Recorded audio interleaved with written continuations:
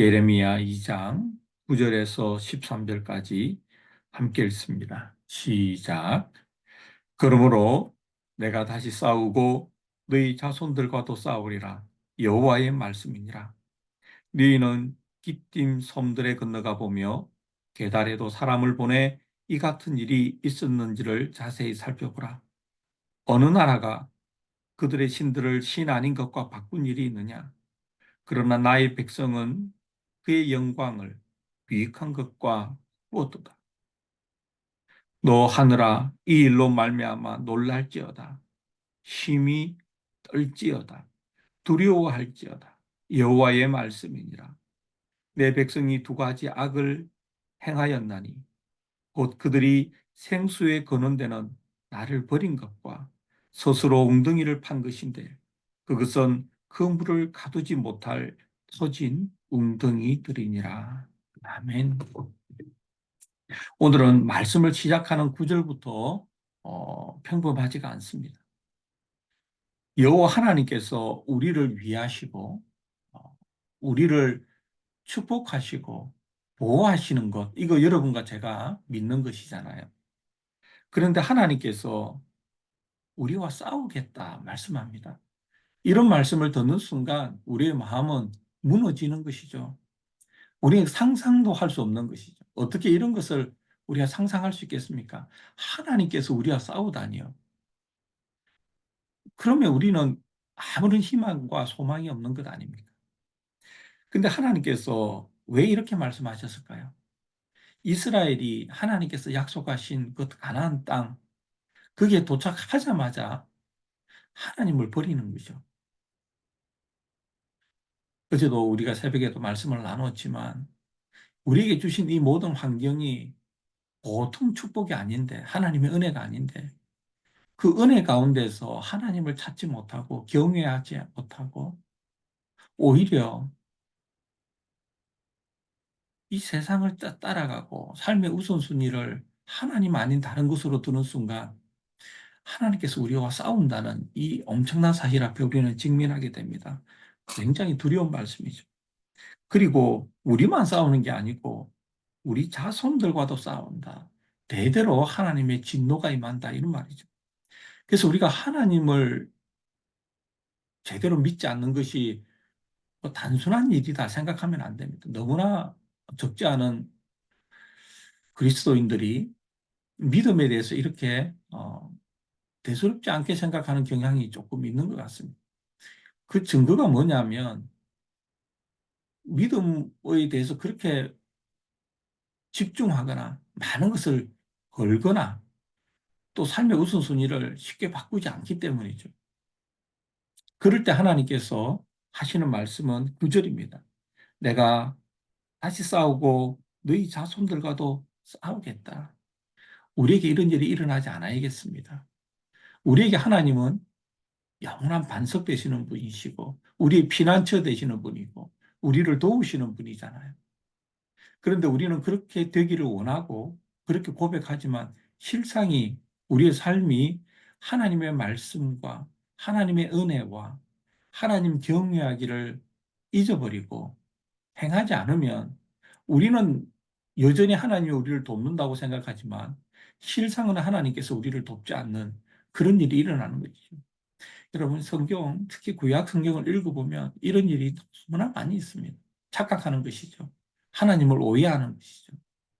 여러분과 제가 이 새벽에 이런 말씀을 보면서 정말 내가 하나님을 잘 믿어야 되는구나. 뭐 내가 언제까지 하나님은 나를 기다리시고 나에게는 시간이 주어져 있다. 내가 언제든지 때가 되면 하나님을 잘 믿을 것이다. 이렇게 착각하면 안 된다는 것이죠.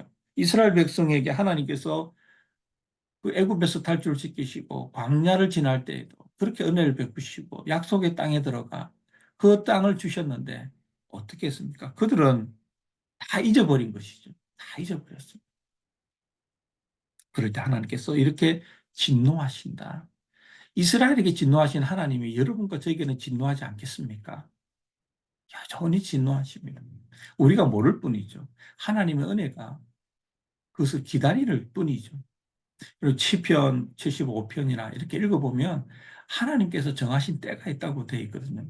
그리고 하나님은 올바른 심판자, 공평하신 심판자라고 말씀하십니다.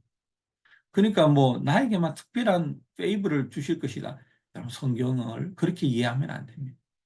내가 여러분과 제가 말씀 안에 있을 때, 말씀으로 살아갈 때 하나님은 우리에게 의로우신 하나님, 그러면서 은혜를 베푸시는 하나님이지, 우리가 말씀대로 행하지 않으면 여전히 하나님은 공평하신 심판자이십니다. 이스라엘에 대해서 내가 너희들과 싸우고 너희 자손들과도 싸우겠다 하시는 말씀. 그리고 그 이유가 뭡니까? 더 기가 찬 일이 일어나는데 11절 보시면 어느 나라가 그들의 신들을 신 아닌 것과 바꾼 일이 있느냐? 여호와 하나님을 참신인 하나님을 이상한 것들과 바꿨다는 겁니다. 이게 쉽게 이야기하면 여러분과 제 삶의 우선순위에 하나님이 없다는 겁니다. 우선순위에 첫 번째 있는 게 나의 하나님이거든요. 그게 무엇이 되었든 그게 나의 하나님이에요. 성경은 그렇게 말합니다. 그리고 여러분과 저의 삶을 곰곰이 솔직하게 보면 하나님이 내 삶의 가장 첫 번째인가 아닌가, 하나님이 여기에 관심이 있거든. 그래서 십계명의 첫째 계명, 둘째 계명, 셋째 계명은 이와 관련된 거잖아요. 하나님이 첫 번째라는 것을 계속 말씀하시는 것이 이게 첫 번째거든요. 하나님 앞에 다른 신을 두지 말라. 이상한 그 우상 숭배하지 마라. 만들지 마라. 여호와 이름을 망령되이 잊지 말라. 이게 전부 다 하나님이 첫 번째라는 의미 아니겠습니까? 그런데 이스라엘은 버렸다는 거죠. 버렸다는 거죠. 하나님을 신 아닌 우상으로 버렸다. 하나님을 신 아닌 우상으로 버렸다. 예, 여러분과 제가 경계해야 될 말씀입니다. 저는 이 새벽에 여러분과 제가 이렇게 기도했으면 좋겠습니다. 하나님, 제 인생에서 하나님을 가장 소중한 분으로 섬기기를 원합니다. 그 무엇보다 하나님보다 소중한 존재가 없게 하여 주시옵소서. 이 단순하지만 이 놀라운 하나님의 말씀을 잠시도 잊지 않게 하여 주시옵소서. 오늘도 지금도 내 마음속에 있는 가장 중요한 그 자리를 차지하고 있는 그것을 몰아내게 하시고 하나님을 그 자리에 모시기 원합니다. 하나님, 제 가장 소중한 하나님 되어 주시옵소서.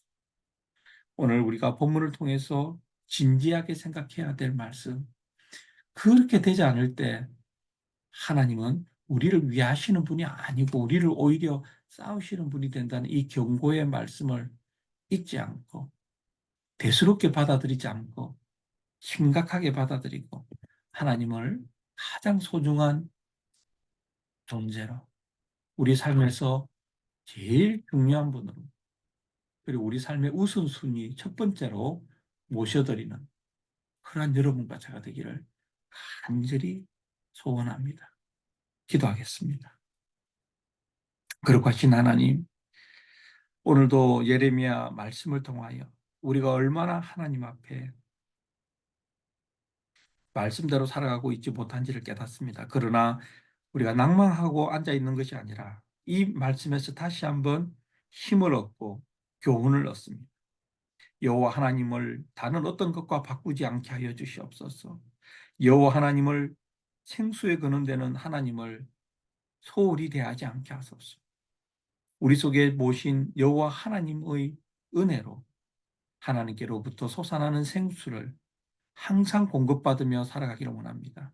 오늘도 하나님께서 주시는 그 생명의 물을 마시게 하시고 하나님께 주시는 생명의 힘을 얻게 하여 주셔서 그 힘으로 하나님을 더 사랑하고 하나님 중심으로 하나님 제일주의로 살아가는 저희들 되게 하여 주시옵소서.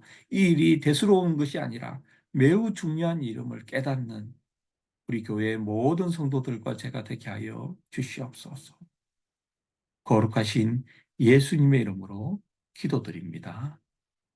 아멘.